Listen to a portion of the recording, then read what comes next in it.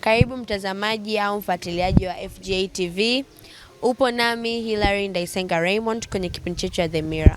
Leo nipo na mgeni wetu mpendwa, refali wetu wa shule. Napenda nimkaribishe ili aweze kutambulishwa kwa majina yake na kidato alichotokea. Karibu.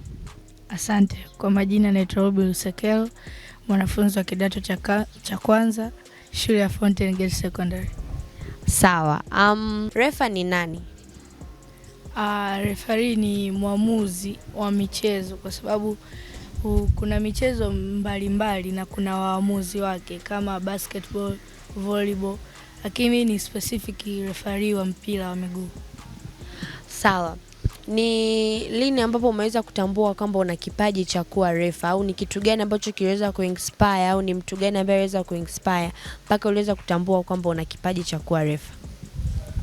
Ni baada ya walimu wangu wa hapa shuleni pamoja na kaka wangu walinishauri kwamba kipaji cha urefarii nacho ni kipaji kizuri, pamoja ni fursa ya kuongeza kipato kwangu mimi. Kwa hiyo nikachukua hiyo kama swala la kuwekea umakini kwamba inaweza ikanisaidia.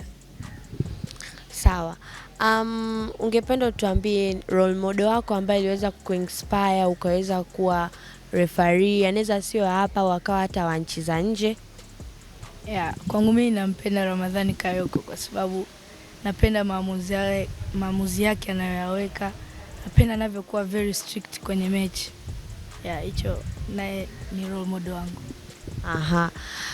Haya, wazazi wamepokeaje wewe hapo kuwa kama referee, au wanachangia kiasi gani kwa wewe hapo kuwa kama referee? Walipokea hili swala vizuri, kwa sababu baada ya kuambia waliniambia kama kutakuwa shida yote, nikawaambia kwamba ninahitaji vifaa. Wakatuma hela, nikaagiza vifaa vyangu vinavyonisaidia katika kuchezesha mechi. Hivyo.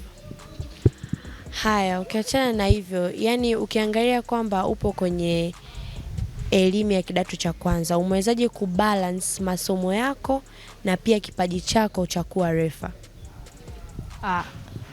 Kwa hiyo kuna vipindi maalum vya eka na kuna muda wa masomo.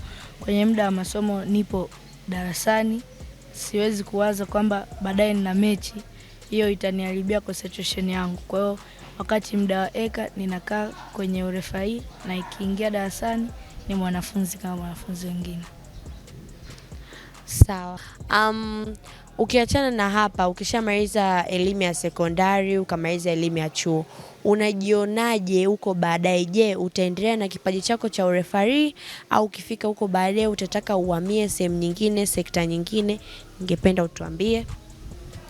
Kwangu mimi swala ni kubwa sana, kwa hiyo inabidi niendelee kuitilia umakini ili niendeleze kipaji changu. Kwa hiyo baada ya elimu yangu ya msingi, sekondari na chuo, lazima niende nikakiendeleze sehemu nyingine ili nifike kiwango kikubwa. Sawa. Kama hapa tumeweza kuwa mtazamaji wa kipindi chetu The Mirror, tumefika tamati ya kipindi chetu. Umeweza kuwa nami Hilary Ndaisenga Raymond, tukiwa hapa na referee wetu Robinson wa michezo ya mpira wa miguu. Asante sana.